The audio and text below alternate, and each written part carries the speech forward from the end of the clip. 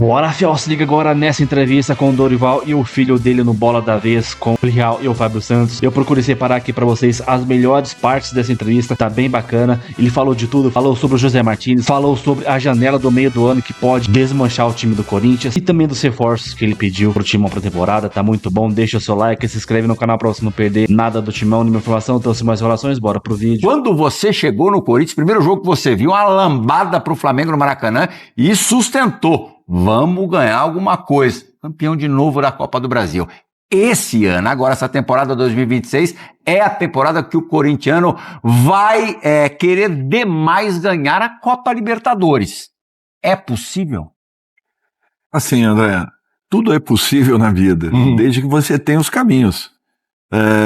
Apresente esses caminhos, trabalhe com intensidade, se dedique, tenha um entendimento e compreensão do seu grupo de trabalho, tenha necessariamente e obrigatoriamente um fortalecimento da sua equipe, até porque nós teremos aí adversários perigosíssimos do continente e, queira ou não, ainda mais perigosos os adversários brasileiros. Acho que nós temos que ter essa consciência. Na minha concepção, Copa do Brasil, as pessoas podem falar o que quiser.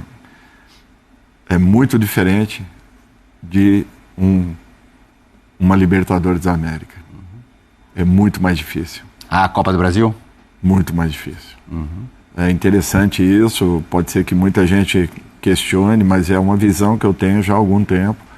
Antes até de... Não quer dizer por termos ganho, não. É que e o das grau quatro que você ganhou, você só era favorito em uma, né? Olha, eu nem sei se existia aquele favoritismo naquele momento, porque todos questionavam, né? Nós queremos ver o Santos jogando clássicos, porque com times menores, tinha pra caramba, eu lembro. Aí ganhávamos um outro clássico. Mas em 23 você foi campeão eliminando Palmeiras, Corinthians e Flamengo. Agora em 25 foi campeão passando por Atlético Paranaense, Cruzeiro e Vasco. São confrontos muito difíceis assim. Mesmo naquele ano, Grêmio e Santos. Foram dois jogos com 4 gols em Santos e 5 gols em Porto Alegre. Foi isso, né? Foram 5 gols. Foi a edição de Copa do Brasil que um time mais fez gols. 39 gols nós fizemos. Das 4, qual foi a mais difícil para você? Bate pronto. É difícil, hein? Mas eu acho que foi essa última agora. Foi a mais difícil. Eu acho Nunca tinha descascado tanta abacaxi. Eu acho que as duas. 23 e... Aí só tem mais 23 e 24. 2 minutinhos. Chega num Corinthians também de cabeça para baixo. Assim, um Corinthians pegando fogo. E vocês fecham o ano do jeito que fecham. Quem que fez melhor para quem, respondendo a pergunta do Dorival? Não, eu acho que não é isso. Eu acho que você tem capacidade. Eu tinha conhecimento do que o Corinthians vinha vivendo. E mesmo eles não querendo que naquele momento nós voltássemos ao trabalho, alguma coisa me impulsionou ao Corinthians. Eu tinha tido 3, 4 convites e eu tinha declinado, não em razão dos clubes que nos procuraram, muito pelo contrário. Eu respeito a todos e retornaria em todos eles com muita tranquilidade. Mas era um momento que eu não queria, era muito cedo para estar retornando ao futebol. E de repente o Fabinho foi lá em casa e eu falei, Fabinho, nem venha, porque eu não quero nem conversar nesse momento, não por ser o Corinthians eu não havia trabalhado ainda. E de repente sentamos ali e alguma coisa me falava, vai! E eu acabei finalizando. Então assim, quando você tem capacidades, André, independe do teu ambiente, independe do momento, independe da situação. Ninguém acreditava no Corinthians. Lucas, vocês gostam do rótulo de comissão técnica copeira? E efetivamente é uma comissão técnica que se dá muito bem nesses jogos pontuais. Mata-mata contra o Palmeiras na Copa do Brasil. Não vai dar. Já ganhou o Paulista, ainda com Ramon e Emiliano, mas não vai. 2 vezes eliminar o Palmeiras na mesma temporada. Palmeiras com os investimentos que tem, apesar da rivalidade, que acaba também igualando as coisas, não vai dar. Deu. Aí Cruzeiro na semifinal da Copa do Brasil, primeiro jogo no Mineirão. depois dos 3-0 do Campeonato Brasileiro, onde você, Dorival, falou na entrevista coletiva após o jogo que, na Copa do Brasil vai ser outra história. E foi muito diferente, tanto que o Corinthians vence o jogo no Mineirão. Final contra o Vasco, chegou a hora da redenção do Vasco, há muito tempo sem conquistar nada muito grandioso, vai ser em cima do Corinthians, fez um primeiro jogo em Itaquera, na Neoquímica, talvez melhor do que o Corinthians, o jogo do Maracanã, Corinthians foi muito melhor. Agora na Supercopa, a mesma história. O Flamengo perdeu para o Fluminense, São Paulo não vai perder 3 seguidas. Perdeu e, como eu disse na abertura, vocês ganharam de forma categórica. Nesses jogos onde o treinador acaba tendo, ou a comissão técnica acaba tendo um dedo, uma importância maior, uma influência maior, vocês realmente fazem a diferença. Por quê? E psicologicamente ajuda muito.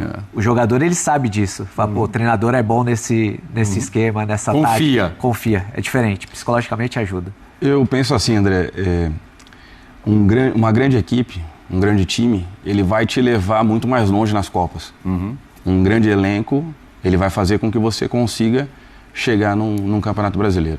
Queria só responder essa pergunta do Fábio, porque para mim, assim, o momento do Corinthians não seria qualquer treinador ali que conseguiria chegar e fazer o trabalho que foi feito. Porque são poucos que têm a coragem de, no momento de dificuldade, você ir lá no Sub-20, no Sub-17, buscar 5, 6 jogadores, preparar esses jogadores durante 2, 3 meses. Foi assim com o Dieguinho. O Dieguinho teve um ganho de massa absurdo antes de começar a jogar. Guinegão. Foi assim com o Bahia. André vem um pouquinho depois ainda. A gente pega o Kaique também no início da nossa chegada e acaba trabalhando bastante esse menino. Então, assim, a gente foi buscar esses jogadores na base, deu o tempo de trabalho que eles precisavam e ainda assim a gente precisou usar eles numa necessidade. Então, assim, o Corinthians foi fundamental para o Dorival pós-seleção, mas o Dorival também foi fundamental para o Corinthians, porque eu sinto que se não fosse o Dorival naquele momento, a maneira como o clube estava, de você chegar cada dia lá e falar assim, putz, uma notícia ruim, uma notícia ruim, uma notícia ruim. O dia que não tinha uma notícia ruim, a gente fala, não, alguma coisa está estranha aqui.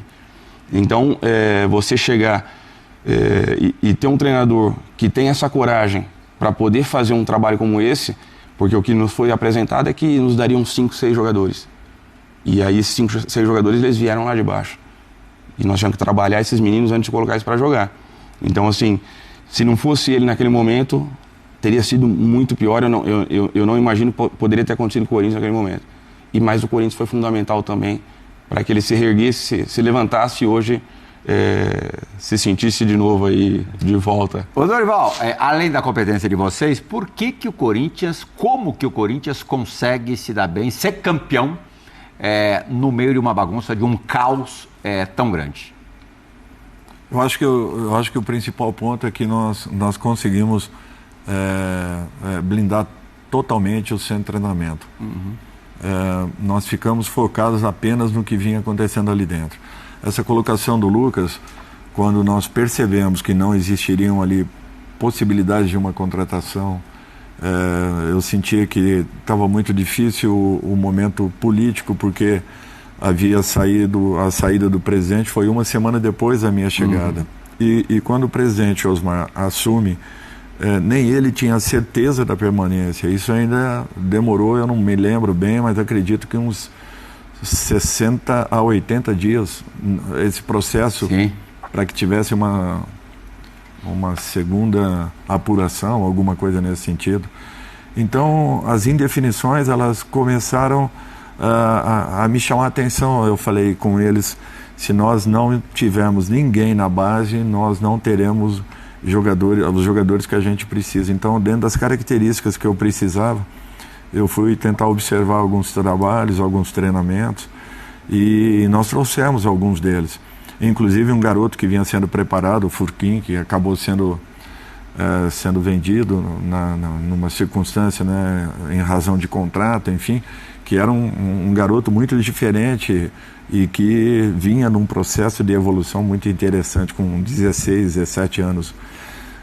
Era um jogador que fugia às características do que nós não tínhamos um atleta com esse perfil. de velocidade, de partir com bola dominada, mais ou menos o que esse menino do Vasco, que foi vendido agora, possuía. O Ryan. Exatamente. Uma característica muito semelhante. E ele acabou saindo antes até de poder estrear com a gente. Então, assim, foi uma perda muito grande. Aí nós trouxemos o Dieguinho, que era outro garoto que também estava sendo ali observado. Começamos a trabalhar, porque nós não tínhamos no elenco nenhum jogador de velocidade, que saísse 1 metro atrás de um zagueiro e pudesse chegar. Agora, Dorival, quando você fala, quando o Lucas, na verdade, fala, tinha problema todo dia tinha uma surpresinha. Que tipo de pepino que vocês estão falando? E se você hoje vê um ambiente nesse aspecto um pouco melhor, ou se caminha para melhorar? Já há uns 2, 3 meses que nós estamos um pouco mais calmos. Mas eu falava com o presidente que nós precisávamos mudar aquele perfil, porque todo dia, independente de resultado, Fábio, uma vitória, uma derrota, na segunda-feira nós tínhamos uma notícia ruim. O vazamento de uma informação, era o atrito entre um e outro, ou dentro do centro de treinamento, ou político, um desses que estavam em volta das diretorias que falavam alguma coisa e que apontavam algum erro muito grande dentro do balanço da equipe, enfim, do balanço do clube, enfim, assim, todos os dias nós tínhamos uma surpresa muito desagradável. E isso, mesmo que nós estivéssemos com tudo ali cercado, fechado, é natural que vá minando o ambiente de alguma forma. Mesmo que a gente protegia os jogadores, tentando fazer com que nada pudesse atrapalhar o nosso dia a dia, mas não tinha como. Quando vocês falam em proteger, é fazer o quê? Primeiro, não deixar que as coisas cheguem lá dentro e que as pessoas que estejam envolvidas em todo esse processo frequentem o ambiente de trabalho. Segundo, a movimentação de pessoas lá dentro. Nós começamos a cortar um pouquinho, eliminar, para que ficassem ali exclusivamente as pessoas que trabalhavam dentro do clube, que tinham uma necessidade de circulação, mas que basicamente aquele espaço fosse apenas os jogadores. E isso começou a tomar uma forma, os jogadores começaram a perceber que nós estávamos preocupados com todos eles e começaram também a se integrar um pouco mais, a interagir um pouco mais com as informações que eram passadas lá dentro, com essas notícias que vinculavam sempre um lado negativo de alguma área do clube. Então, a participação de todos ali foi muito importante para que a gente criasse um novo ambiente, uma nova condição, uma nova situação. E o principal, eu acho que você fazer com que todos eles acreditassem que até o final do ano nós poderíamos ganhar uma competição. Talvez esse tenha sido o passo mais importante que nós tenhamos dado. Se não estávamos bem num campeonato de longevidade, nós tínhamos um campeonato paralelo que o nosso foco e a nossa atenção, se voltados corretamente, poderiam gerar resultados. O Pli, quando acha que não vai ter mais problema, na véspera de um jogo, numa final, aparece uma virose, né, Dorival? Com mais de 20 membros da comissão. Graças a Deus, Fábio, foi o menor dos problemas. Ainda assim, pegaram 11 atletas e 15 membros da comissão. Isso que eu queria 26 saber. Pessoas no total. 26 no total. Dorival, isso que eu queria saber. A virose, ela influenciou na sua escalação ou não? Aquele time que começou a partida já era o time que você pensava? Assim, até 11 horas da manhã nós não tínhamos certeza de nada. Porque a gente ainda não sabia com quem contar. Se teríamos 2 jogadores de meio campo com esse problema. Imagina, Fábio, você ter que alterar 2 jogadores. Imaginávamos, né, no primeiro tempo da partida. 2 jogadores no mesmo setor. Então nós não podíamos correr esse risco. Primeiro ponto. Segundo ponto, sempre merecimento, sempre o melhor momento. E não em detrimento de quem saia, mas eu acho que valorizando quem esteja, atravessando uma situação um pouco melhor. Mas de um modo geral, assim, as decisões foram tomadas praticamente, não é? Nos últimos minutos antes da nossa pré-eleição. E foi uma maneira diferente que vocês utilizaram nessa final, né? Como é que foi feita essa estratégia? Conta pra gente, Lucas, um pouquinho. Quando vocês pensaram em cima da equipe do Flamengo, como foi feita essa estratégia para a final? Assim, Fábio, a gente tentou montar um plano de jogo muito parecido com o que a gente tinha feito no jogo da Neoquímica. O Flamengo é uma equipe que tem, né, obviamente, muita qualidade e jogadores que, com pouco espaço, eles já conseguem criar boas jogadas ou definir situações. Então, a ideia era levar o jogo para um jogo que incomoda um pouco mais eles, que é um jogo onde você tem uma marcação um pouco mais próxima, que você está o tempo todo acossando o adversário para que ele tome uma decisão com um pouco mais de pressa, não consiga pensar a melhor jogada. Então, a ideia da montagem do plano de jogo ela foi em cima disso. Defensivamente, a gente pressionaria muito eles e deixaria só o Rossi um pouco mais livre, a não ser que a gente conseguisse, numa subida de pressão, fazer 2 movimentos. Aí sim a gente pressionaria o Rossi, senão deixaria ele um pouco mais com bola e aí levaria esse jogo para um jogo mais de duelo. E a escolha das peças também, que a gente teve durante a semana ali e finalizou meia hora antes da preleção, foi pensando justamente em jogadores que nos dessem um pouco mais de duelos, principalmente por dentro, que era onde a gente ficaria um pouco mais exposto ali, né? Então a gente acaba sendo mais desgastante, né? Você precisa de jogadores mais intensos. Muito exato. Mais. Então a gente precisaria de jogadores com um pouco mais de perna, né, para poder fazer esse tipo de movimento. E aí ofensivamente eu acho que a gente não conseguiu encaixar o jogo como a gente queria. A gente queria ter um pouco mais da bola e acho que o gol também no primeiro tempo ele leva o jogo, né, ele muda muito o jogo de figura, então o jogo passa a acontecer de uma outra maneira. A gente poderia ter tido um pouco mais a bola e ter ficado um pouco mais com ela, valorizado um pouco mais, e a gente teve um pouquinho mais de dificuldade ofensivamente, mas defensivamente eu senti que o plano encaixou 100% do que a gente tinha pensado. E é o que eu falei anteriormente, o Flamengo é uma equipe que você não pode dar 2 segundos para eles, que eles podem resolver o jogo naquele momento, como foi com a Arrascaeta aqui na Neoquímica. Então a montagem foi em cima disso. O Plihal tinha até tocado no ponto do Cruzeiro, né? Uhum. O Cruzeiro, o jogo do Brasileiro, foi um ponto-chave para mim na Copa do Brasil. O jogo do Brasileiro. Sim. Porque a gente discutiu bastante se naquele momento a gente entraria com uma linha de 5 ou com uma linha de 4. Como a gente tinha feito o jogo do primeiro turno com linha de 4 e a gente sabia que pegaria eles já na semifinal, a ideia foi de ter uma linha de 5 naquele momento para entender como que eles iriam se adequar ao nosso plano. E aí a gente sentiu que no jogo a linha de 5 ela não ficou boa, tanto que no intervalo a gente já altera para a linha de 4. Então esse jogo passou a ser fundamental para nós, para que a gente tivesse uma outra postura no primeiro jogo da Copa do Brasil e também mudasse defensivamente a nossa equipe. Tanto que a gente monta as 2 linhas, tirou o Garro naquele jogo, acabou colocando o Breno para fazer uma função também dentro ali da linha, um pouco mais à frente, perdão. E aí a gente consegue estender um pouco mais essa primeira linha, porque o Cruzeiro era uma equipe, para mim, extremamente bem treinada, né? O Leonardo Jardim fez um baita trabalho ali e eles tinham saída para os 2 lados. Eles atraíam a gente por dentro para tentar utilizar os lados e com ataque rápido. Então a gente precisava abrir um pouco mais a linha da frente para conseguir ter suporte dos 2 lados ali. Então o jogo do Brasileiro ele foi fundamental para a gente tomar essa decisão na semifinal da Copa do Brasil. Ô Dorival, qual é o teto do Breno Bidon? Eu acho que ele está em 70% ou 75% do que ele possa render. Ele ainda pode evoluir. Ele tem tudo para crescer como profissional. É um jogador interessante porque ele tanto compõe a linha de frente quanto também a linha defensiva. Ele participa dos 2 momentos.